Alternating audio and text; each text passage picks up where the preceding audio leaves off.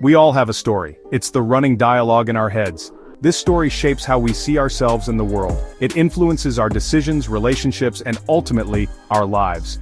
The narratives we tell ourselves are incredibly powerful. They can either limit us or set us free. Think about it. Have you ever caught yourself saying, "I'm not good enough," or "I'll never be able to do that"? These are stories we tell ourselves, often without even realizing it. These stories become self-fulfilling prophecies.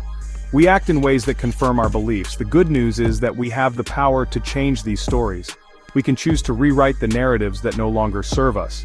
This takes courage, but it's possible. It starts with awareness. We must pay attention to the stories we're telling ourselves. Are they empowering or limiting? Once we're aware of our narratives, we can start to challenge and change them. Our personal narratives are deeply intertwined with our sense of self. They influence how we see our abilities, our worthiness, and our place in the world. If we constantly tell ourselves we're not good enough, we start to believe it. This belief then impacts our confidence and self-esteem. On the other hand, if we cultivate stories of resilience and strength, we're more likely to approach challenges with courage and determination. We start to see ourselves as capable and worthy of love and belonging. Our narratives shape our identity. These stories influence how we interact with others and pursue our goals. We might avoid taking risks for fear of failure, all because a story in our head tells us we're not cut out for it. Or, we might embrace challenges head-on, fueled by a narrative of perseverance and growth. The stories we tell ourselves matter. They shape who we believe we are and who we can become. By understanding the power of these narratives, we can start to rewrite the ones that hold us back. Our personal narratives don't just appear out of thin air. They're shaped by a lifetime of experiences, relationships, and cultural influences. Our childhoods in particular play a significant role. The messages we received from parents, teachers, and peers during those formative years often become deeply ingrained in our subconscious. Think about the messages you received growing up. Were you praised for your intelligence?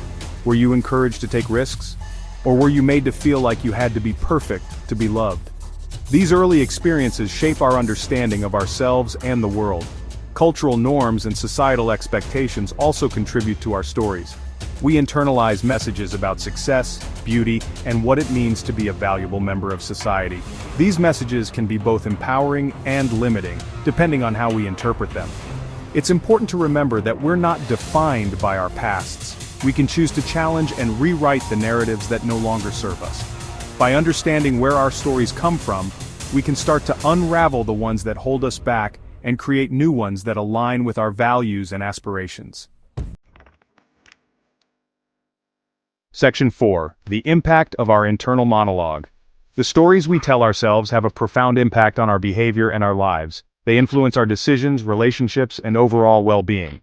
If we're constantly telling ourselves we're not good enough, we're less likely to pursue our goals or take risks. We might sabotage our own success because deep down, we don't believe we deserve it. On the other hand, if we cultivate a narrative of self-compassion and resilience, we're better equipped to handle setbacks and challenges. We're more likely to bounce back from adversity and keep moving forward. Our internal monologue acts as a filter through which we perceive the world. If our story is filled with negativity and self-doubt, we're more likely to see the negative in every situation. But if our story is one of hope and possibility, we're more likely to see the good and approach challenges with optimism. The stories we tell ourselves matter. They shape our reality. By becoming aware of our internal monologue and consciously choosing to focus on empowering narratives, we can transform our lives. Section 5. Rewriting limiting beliefs. Changing our narratives is not easy. It takes courage, self-awareness, and a willingness to challenge our deeply held beliefs. The first step is awareness. We have to pay attention to the stories we're telling ourselves and identify the ones that are no longer serving us. Once we've identified a limiting belief, we can start to challenge it. We can ask ourselves if it's really true or if it's just a story we've been telling ourselves for years. Often when we really examine our limiting beliefs, we find that they're based on fear or past experiences that no longer reflect who we are today. Rewriting our narratives is an ongoing process. It's not something we do once and then we're done. It's about making a conscious effort to choose empowering thoughts and beliefs on a daily basis. It's about replacing negative self-talk with words of affirmation and encouragement. It's about giving ourselves permission to be imperfect and to learn and grow from our mistakes.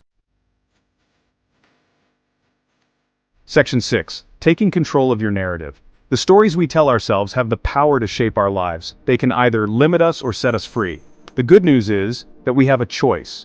We can choose to rewrite the narratives that no longer serve us and create new ones that align with our values and aspirations. Taking control of our narrative is a journey of self-discovery and growth. It's about challenging our limiting beliefs, embracing our imperfections, and stepping into our full potential. It's about recognizing that we are the authors of our own stories, and we have the power to create the lives we want. So I ask you, what story are you telling yourself? Is it a story of fear and limitation? Or is it a story of courage, resilience, and hope? The choice is yours. Choose wisely. Choose to write a story that inspires you, empowers you, and sets your soul on fire.